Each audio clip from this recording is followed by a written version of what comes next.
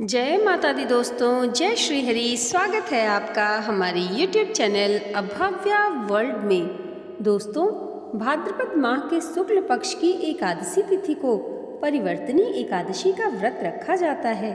तो आइए आज की इस वीडियो में हम जानते हैं कि परिवर्तनी एकादशी का व्रत कब रखा जाएगा और पूजा का शुभ मुहूर्त क्या रहेगा, और अंत में परिवर्तनी एकादशी व्रत की कथा भी सुनेंगे।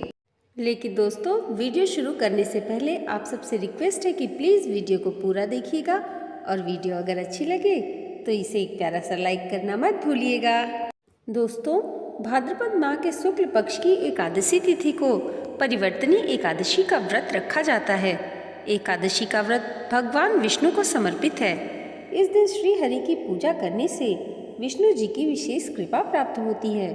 परिवर्तनी एकादशी के दिन भगवान नारायण के साथ माँ लक्ष्मी की आराधना करने से शुभ फलों की प्राप्ति होती है। घर का भंडार सदैव धन धान्य से भरा रहता है। मान्यता है कि परिवर्तनी एकादशी के दिन भगवान विष्णु की विधि पूर्वक पूजा करने से सभी तरह के पापों से मुक्ति मिलती है।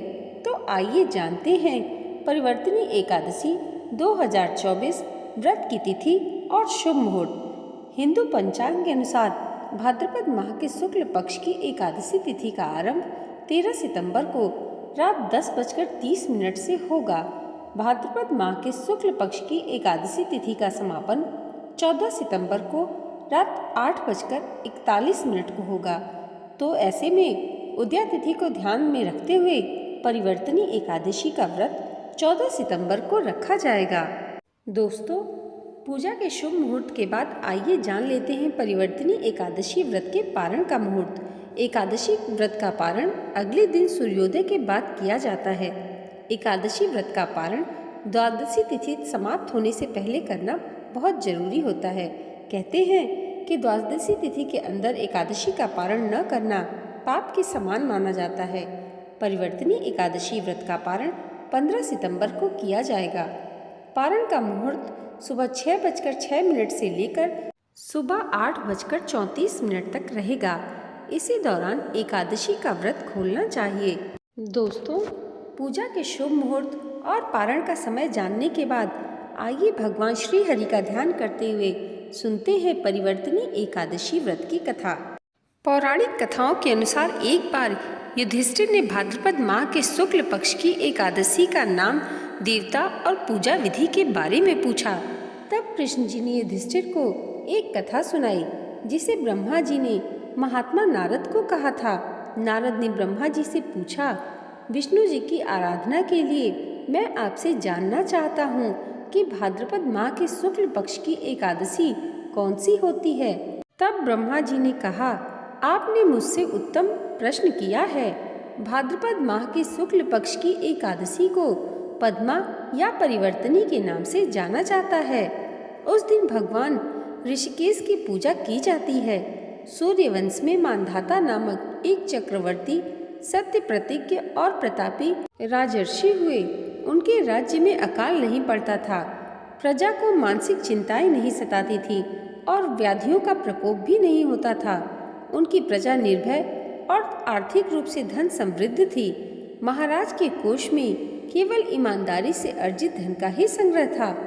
उनके राज्य में समस्त वर्णों और आश्रमों के लोग अपने अपने धर्म में लगे रहते थे। मानधाता के राज्य की भूमि कामधेनु के समान फल देने वाली थी। उनके राज्यकाल में प्रजा का जीवन काफी सुखमय था। एक बार किसी कर्म के फल भोग के कारण राजा के राज्य में 3 वर्षों तक बारिश नहीं हुई, जिससे भूख से पीड़ित प्रजा नष्ट होने लगी। प्रजा महाराज के पास आकर कहने लगी कि आपको प्रजा की बात सुननी चाहिए। जल भगवान का निवास स्थान है, इसलिए वे नारायण कहलाते हैं। नारायण स्वरूप भगवान विष्णु सर्वव्यापी हैं। वे ही मेघ स्वरूप होकर वर्षा करते हैं और वर्षा से अन्न पैदा होता है और अन्न से प्रजा जीवित होती है। महाराज, इस समय अन्न के बिना प्रजा का नाश हो रहा है, अतः कोई उपाय कीजिए। राजा ने कहा कि आपने सही कहा है। अन्न को ब्रह्मा कहा गया है। अन्न से ही प्राणी जीवित रहता है। पुराण में भी विस्तृत रूप से वर्णन किया गया है कि राजाओं के अत्याचार से प्रजा को पीड़ा होती है, लेकिन जब मैं विचार करता हूँ तो मुझे इसमें मेरा कोई अपराध ही नहीं दिखता। फिर भी प्रजा के हित में मैं पूरा प्रयास करूँगा। ऐसा निश्चय करके राजा मांधाता कुछ व्यक्तियों को साथ लेकर भगवान को प्रणाम करने वन की ओर चल पड़े। वहाँ मुनियों और तपस्वियों से मिले। एक दिन उन्हें ब्रह्मापुत्र अंगिरा के दर्शन हुए। उनको देखते ही राजा ने दोनों हाथ जोड़कर मुनि के चरणों में प्रणाम किया। मुनि ने भी राजा का अभिनंदन स्वीकार किया और राज्य के बारे में पूछा। राजा ने प्रजा का हाल बताकर मुनि के स्वास्थ्य के बारे में पूछा। मुनि ने राजा को आसन और अर्घ दिया। मुनि ने राजा के आने का कारण पूछा तो राजा ने बताया कि मेरे राज्य में सब कुछ अच्छा चल रहा था, लेकिन किसी कारणवश वर्षा का अभाव हो गया। इसकी वजह मुझे नहीं पता। ऋषि अंगिरा बोले, सत्ययुग सबसे उत्तम युग है। इसमें लोग परमात्मा के चिंतन में लगे रहते हैं। इस युग में केवल ब्राह्मण ही तपस्वी होते हैं, दूसरे लोग नहीं। तुम्हारे राज्य में एक शूद्र तपस्या करता है और इसी कारणवश वर्षा नहीं हो रही है। तुम इसके प्रतिकार में यज्ञ कराओ जिससे यह दोष शांत हो जाए। राजा ने कहा, मुनिवर, एक तो वह तपस्या में लगा है और उसका कोई अपराध भी नहीं है, इसलिए मैं उसकी तपस्या में अवरोध नहीं उत्पन्न करूंगा। आप दोष को शांत करने वाले किसी धर्म का उपदेश कीजिए। फिर ऋषि ने कहा कि ऐसी बात है तो एकादशी का व्रत करो। भाद्रपद माह के शुक्ल पक्ष की पद्मा नाम से एकादशी होती है। इस व्रत के प्रभाव से निश्चित ही समस्या का हल मिलेगा और तुम अपनी प्रजा और परिवार के सदस्यों के साथ इसका व्रत कर सकते हो।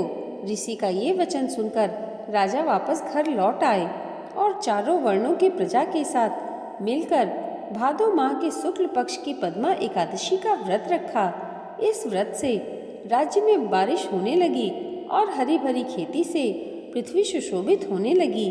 प्रभु श्री कृष्ण ने कहा कि युधिष्ठिर इस कारण पद्मा यानी परिवर्तनी एकादशी का व्रत करना चाहिए। इस व्रत कथा को पढ़ने और सुनने से व्यक्ति के सभी पापों का नाश होता है। इति श्री पद्मा एकादशी व्रत कथा।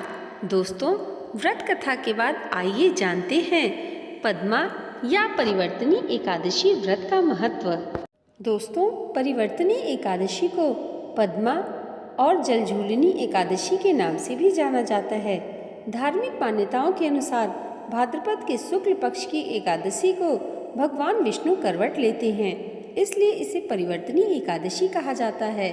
बता दें कि आषाढ़ माह के शुक्ल पक्ष की एकादशी तिथि को भगवान विष्णु 4 माह के लिए योग निद्रा में चले जाते हैं, जिसके बाद प्रभु नारायण कार्तिक माह के शुक्ल पक्ष की एकादशी तिथि यानी देव उठनी एकादशी तिथि को जागते हैं। दोस्तों, आज की ये वीडियो अगर आपको अच्छी लगी हो तो कमेंट बॉक्स में जय श्री हरि और जय माता लक्ष्मी जरूर लिखिएगा और इसे लाइक और हमारे चैनल पर पहली बार आए हैं तो सब्सक्राइब करना मत भूलिएगा।